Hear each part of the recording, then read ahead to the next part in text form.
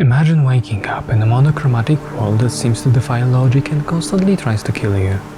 What a beautiful nightmare. Limbo has a certain beauty to it in its dark, monochromatic and nightmarish way. The atmosphere is eerie and unsettling. The game feels quite cinematic, a pleasant noir platformer. It employs a minimalist black and white art style that accentuates the role of shadows and lighting in creating the haunting atmosphere, and everything is covered in a grainy filter. The world is relatively dynamic, from simple movements of grass and water, through the movements in the background, the inhabitants and their trembling remains, to the changing and turning world and the consequence of our actions.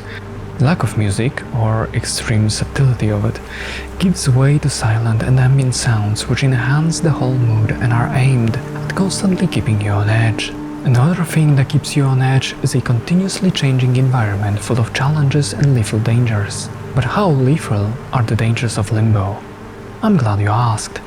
In this game you can die by falling from great heights, drowning in water, being impaled by spikes or sharp objects, getting crushed by moving platforms or objects, getting caught in bear traps, triggering pressure-sensitive floor traps, being caught and killed by giant spiders, getting sliced by buzzsaws, being electrocuted by live wires, getting hit by rolling boulders or other falling debris, getting crushed or impaled by swinging axes or pendulums, being killed by rotating gears and machinery, or being attacked by brain-controlling worms that will lead you to some of the above. And machine guns can have a nightmare without machine guns, with every way being well animated so that you can feel at least a bit of the agony of the game's protagonist. The deaths are often gruesome and sudden, contributing to the game's dark atmosphere. But dying in this game, as bad as it may sound, is a crucial part of learning. You enter a trap or you proceed to solve a puzzle, you die, then you spawn nearby, and then you approach the thing again, and again, and again, trying to implement whatever you've learned during your previous approach. And the complete lack of tutorials means that the game has to do a good job of teaching its mechanics. Oftentimes, you just fail upon facing an obstacle, and the incredibly convenient autosaves allow you to make another approach immediately. But sometimes certain mechanics are foreshadowed to you. Take a look at those weird creatures hanging from the ceiling and consuming what it seems to be a white worm.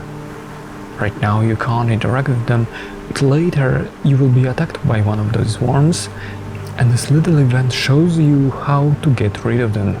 This is the sort of gameplay that follows the classic school of Super Mario Bros. And its you shoot and get structure.